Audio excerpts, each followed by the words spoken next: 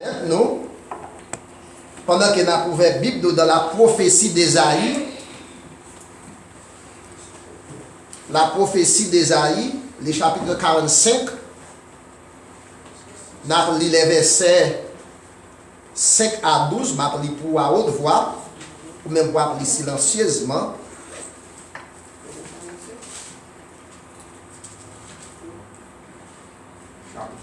Ésaïe 45. Isaïe 45, je lis les versets 5 à 12. Je vais lire avec Dieu, moi-même je vais à haute voix.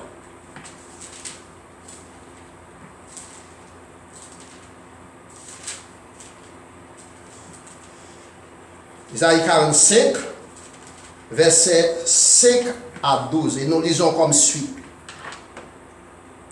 Je suis l'Éternel, et il n'y en a point d'autre. En moi, il n'y a point de Dieu. J'étais saint avant que tu me connaisses. C'est afin que l'on sache du soleil levant au soleil couchant que en moi, il n'y a point de Dieu. Je suis l'Éternel et il n'y en a point d'autre. Je forme la lumière et je crée les ténèbres. Je donne la prospérité et je crée l'adversité. Moi, l'Éternel, j'ai fait toutes ces choses. Que les cieux répandent d'en haut et que les nuées laissent couler la justice. Que la terre s'ouvre, que les saluts y fructifient et qu'il en sorte à la fois la délivrance. Moi, l'Éternel, j'ai créé ces choses. Malheur à qui conteste avec son créateur. Vase, parmi des vases de terre. L'agile dit-elle à celui qui la façonne, que fais-tu? Et l'œuvre dit-elle à l'ouvrier, tu n'as point de main. Malheur à qui dit à son père, pourquoi m'as-tu engendré? Et à sa mère, pourquoi m'as-tu enfanté? Ainsi parle l'Éternel, les saints d'Israël et son Créateur. Veut-on me questionner sur l'avenir, me donner des ordres sur des enfants et sur l'œuvre de mes mains? C'est moi qui ai fait la terre et qui sur elle ai créé l'homme. C'est moi, ce sont mes mains qui ont déployé les cieux, et c'est moi qui ai disposé toute leur armée. Parole du Seigneur. Amen. Merci, M. Chita. La souveraineté de Dieu. La souveraineté de Dieu. Envahis, Seigneur. Envahis, Yahweh. Saint-Esprit, envahis-nous, nous tout ensemble, nous faisons seul. Saint-Esprit, envahis-nous.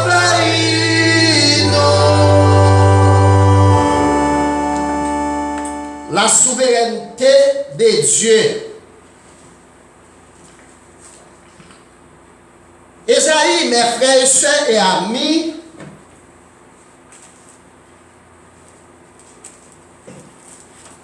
non li signifie salut de l'Éternel. C'est un plus grand prophète des auteurs prophétiques qui laissait un message écrit. Esaïe était poursuivi le ministère en Juda sous 4 règnes, soit environ 740 à 680 avant Jésus-Christ. Un ministère qui découvrit 60 années environ. C'était une époque qui était très bouleversée, côté Samarie était conquise et que Israël était amené en captivité 722 à 721 avant Jésus-Christ. Et Juda était envahi par Sanchérib. 701 avant Jésus-Christ. Et pendant que le peuple là, pasteur a étudié avec nous depuis plusieurs semaines, situation Jida, c'est leçon de l'école dominicale pour nous poser des questions. Moi, c'est prêcher, m'a prêché. Donc, pas de temps, mais c'est même pas eux qui ont décodé pour vous. Donc, c'est une époque qui était très bouleversée. À travers la prophétie d'Ésaïe, nous avons des prophéties qui sont très importantes qui touchaient Jérusalem. Qui touchaient Jérusalem. Côté il y a 30 appellations différentes. Hein? Des appellations différentes. Mais le thème qui est développé à travers la prophétie d'Ésaïe même, c'est le Messie d'Israël. Le Messie d'Israël. Messia, qui signifie oint. Les oints d'Israël. Dans le chapitre 45, verset 5 à 12, maintenant après la souveraineté de Dieu. Le nom de Dieu, nous avons posé une question, qui est-ce que bon Dieu?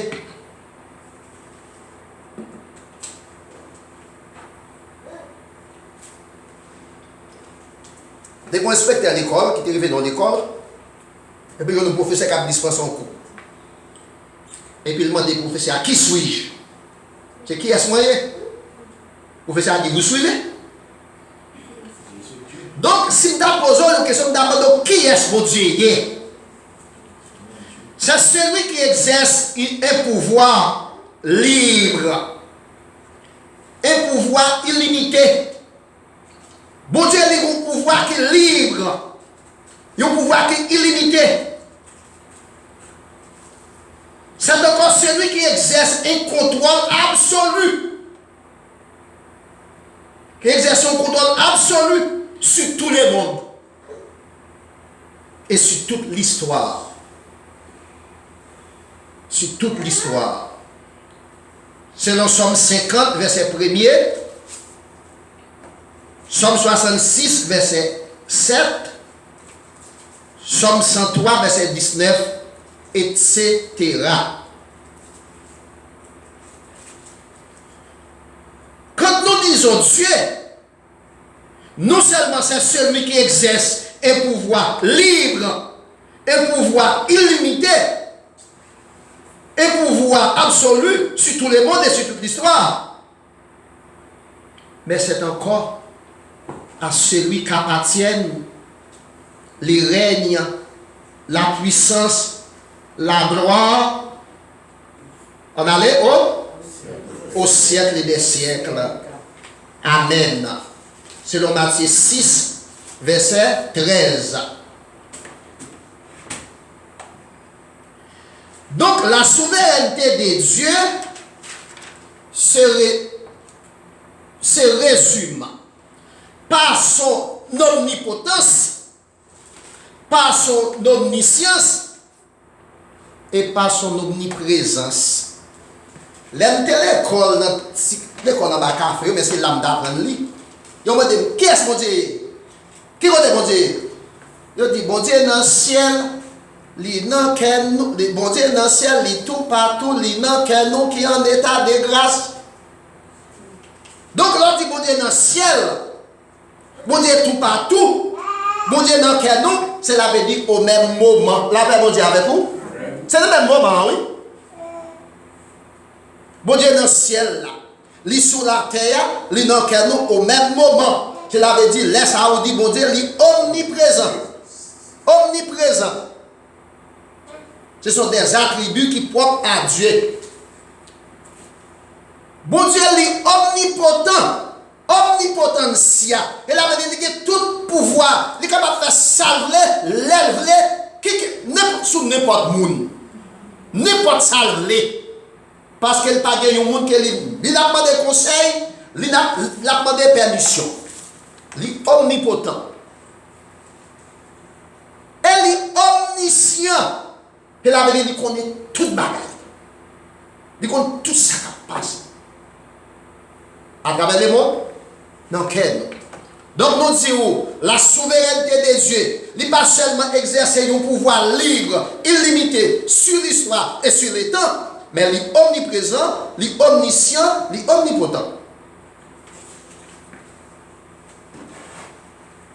Comment, mes frères et sœurs et amis, Dieu se révèle-t-il à l'homme?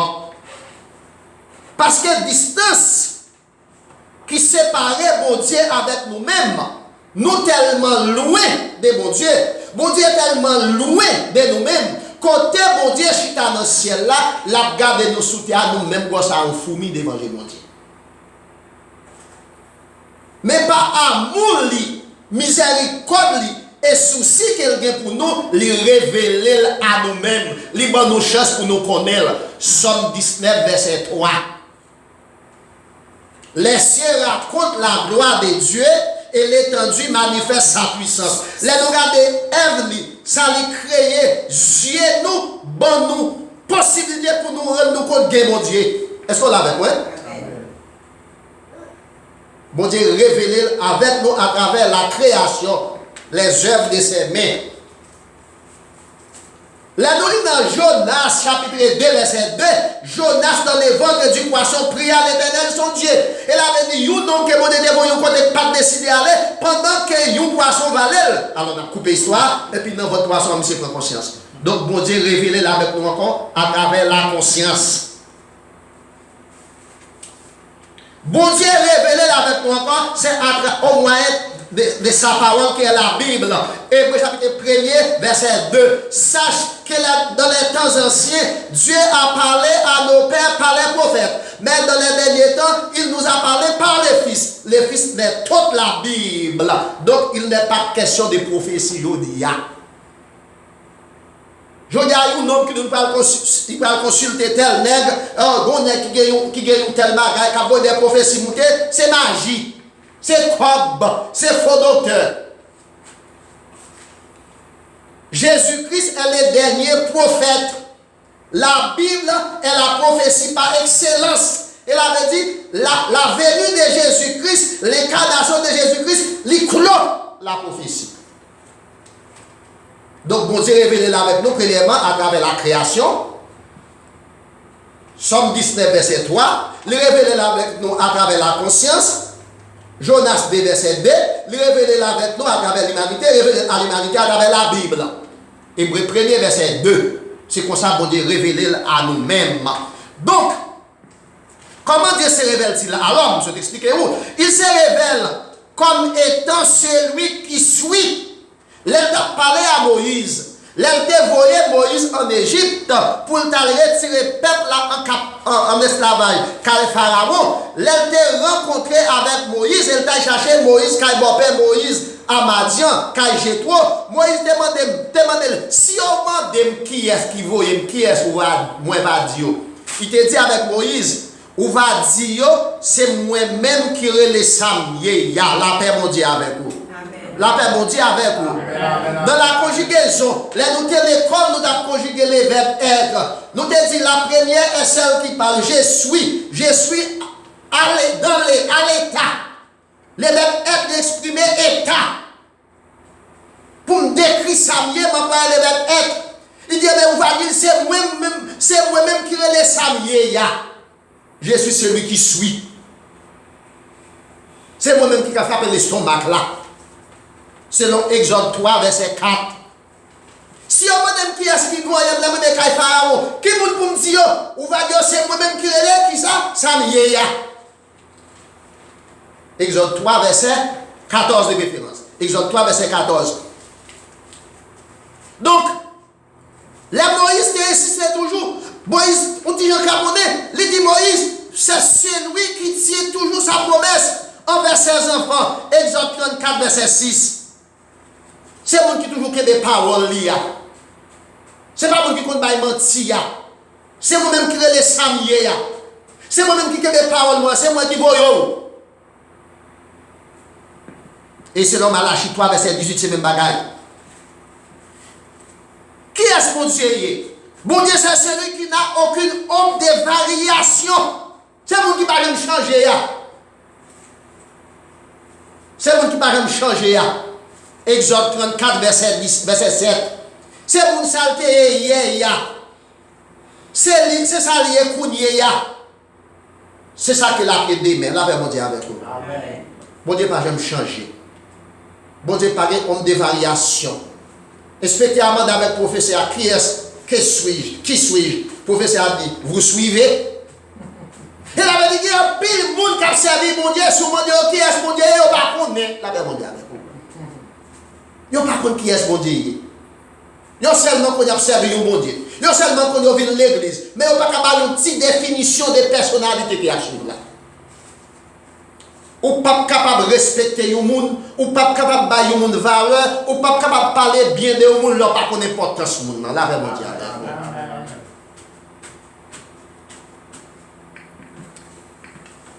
Donc, l'elle dit, je suis celui qui suis. Cela veut dire auto-existence. Monde qui existait dès par lui-même. C'est lui-même qui crée tête lui. Et ça fait en théologie. L'on dit au commencement était la parole. La parole était avec Dieu. Et la parole était Dieu. Moi, je pour situer pour moi le commencement dans le temps. Bon, combien de ça? On va dire hors des temps. H-O-R-S. Hors des temps. Pas de temps pour le commencement. Cela veut dire depuis que le monde est monde. C'est mon Dieu qui crée tout ça qui existait. Pas de durée pour lui. Et c'est lui-même qui auto-existence. Il existait dès par lui-même. Non seulement il se révèle à Moïse comme étant celui qui suit.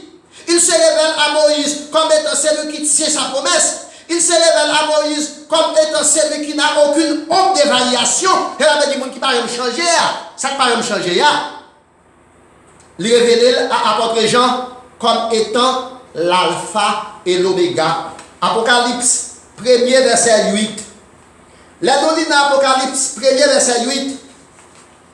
Pendant que l'apôtre Jean était exilé à l'île de Patmos, côté empereur Domitien était jeté pour bête sauvage manger. Et puis l'Éternel te paraît devant l'apôtre Jean et pour te écrire livre Révélation. Donc, dans l'Apocalypse, 1er verset 8, il dit, je suis l'alpha et l'oméga, dit le Seigneur, Dieu, celui qui est, qui était et qui vient, le Tout-Puissant. Je suis l'alpha et l'oméga, dit le Seigneur, celui qui est, le présent ici, celui qui était, le passé, et celui qui sera. Amen. Pas de homme de variation. Il n'a pas jamais changé. C'est saleté hier était bon Dieu. Jodi a le bon Dieu. Demain la bon Dieu. Et la bon Dieu pour tout temps, au siècle des siècles. Donc, c'est comme ça, bon Dieu révélé à apôtre Jean comme étant l'alpha et l'oméga. Là, nous parlons de alpha. C'est première lettre dans l'alphabet grec. L'alpha, c'est première lettre dans l'alphabet grec. Et oméga, c'est dernière lettre dans l'alphabet grec. C'est moi qui premier, c'est moi qui dernier. Et c'est moi-même qui sabia. C'est comme ça qu'il était révélé à apôtre Jean. Alpha et l'oméga, mes frères et sœurs amis, cela veut dire les premiers et les derniers. Le commencement et la fin. Apocalypse 22, verset 18. Toujours avec apôtre Jean l'a parlé. Apocalypse 22, verset 18. Les données dans Apocalypse 22, verset 18, c'est un livre qui est plus difficile dans la Bible avec la prophétie de Daniel. Apocalypse 22, verset 18. Les données dans Apocalypse 22, verset 18. Pendant qu'elle continue à parler avec apôtre Jean dans la vision, il dit avec apôtre Jean, je le déclare. Apocalypse 22, verset 18. Excusez-moi. Apocalypse 22, verset 18. Verset 18, il dit, je le déclare à quiconque entend les paroles de la prophétie de ce livre. Si quelqu'un y ajoute quelque chose, Dieu les frappera des fléaux décrits dans les livres. Ah, si quelqu'un, comme frère et sœur amis, N'importe monde qui veut ajouter ou bien veut retirer, donc vous passez à table du matin, yon yota dans la prophétie, dans la Bible, Dieu est pour frapper des fléaux. Nous ne parlons pas de les monde mettre préparé pour atteindre fléaux. C'est celui qui exerce un pouvoir absolu sur tout le monde et sur toute l'histoire. S'il te détruit Sodome et Gomorrhe pour ce qu'on est. S'il te détruit la terre déjà, il te dit avec nous, il va détruire la terre encore. Et c'est pour ça qu'il était signé un contrat avec les mondes qu'il te envoyé l'arc-en-ciel, qui c'est une alliance. Mais je dis à nous regarder, nous les hommes tellement abdigonné mon Dieu, nous les hommes à chercher pour mon Dieu entrer dans le jugement avec eux encore. N'importe monde qui est capable de décider, qui entend parole ça, parole de la prophétie, et qui décide soit pour y ajouter, mais pour y retirer, mon Dieu va frapper eux avec des fléaux. Alors qu'on dit fléau, catastrophe naturelle, une maladie, etc., etc. Donc, mes frères et sœurs amis, les révéler à apôtre Jean comme étant l'alpha et l'oméga, les premiers et les derniers, le commencement et la fin. Apocalypse 21, verset 6. On regarde Apocalypse 21, verset 6, tout a continué à parler avec apôtre Jean, pendant qu'il a présenté qui ont des mondes, qui ont des personnalités qui liées, qui ont pouvoir, Apocalypse 21, verset Apocalypse 21, verset 6. Dans Apocalypse 21, verset 6, mais ça le dit. Et il me dit, c'est apôtre Jean qui parle, c'est fait, je suis l'alpha et l'oméga, le commencement et la fin. À celui qui a soif, je donnerai de la source, de l'eau et de la vie gratuitement. Là, on dire avec vous. Monde qui soif, m'a pas de l'eau, pour combien de temps? Gratuitement. Et de l'eau que m'a pas de l'eau, ça a qui ça là dans la vie. Maintenant, m'a venu, moi avec madame, nous avons parlé dans ma machine là. Et là, nous sommes qui là, pasteur a ouvert une parenthèse. Sous même ça, nous avons dit. L'homme, mes frères et sœurs amis, de par nature, l'homme aveugle là. Ou fait tout avec, de par nature. L'homme fait tout aveugle là. Pas de seule façon pour l'homme arriver au clair, c'est l'homme rendre compte qu'il est aveugle là. Mais pour rendre compte que vous aveugle, il faut qu'il y ait une force qui est supérieure pour dicter. Mais il faut avoir conscience. Et puis, je vais expliquer madame Diogène, c'est un philosophe qui était vivant avant Jésus-Christ. Diogène lui met une chandelle pour la journée. Et puis Diogène a cherché. Là, au moment de Diogène, tu vas chercher, monsieur dit, je cherche un homme. C'est de la philosophie, oui. Je cherche un homme. Mais si la cherche un homme de la journée, c'est plus ça le besoin de dire. Hein? C'est parce que pour qu'on parle, li aveugle là, li voilé, li besoin de lumière. Et bien c'est pour l'une des raisons, Jésus-Christ dit, je suis la lumière du monde. Celui qui me suit ne marchera point dans les ténèbres, mais il aura la lumière de la vie. Moun qui soif yo, vin boire. Ma bonne boire, combien de corps? Gratuitement. Et de l'eau que ma bonne noix, la jaillit dans nous-mêmes, une source d'eau qui est là pour tout le temps et pour tout? Pour tout le temps et pour tout le temps. Est-ce que je dis à nos parents, les hommes vont chercher compte à mon Dieu? Les hommes vont chercher compte à mon Dieu. Les petits garçons, ça, l'aime pour bagaille dans la main, et puis maman après la main, il dit non. Ou bien papa après la main, il dit non. Et bien là, elle m'a dit papa.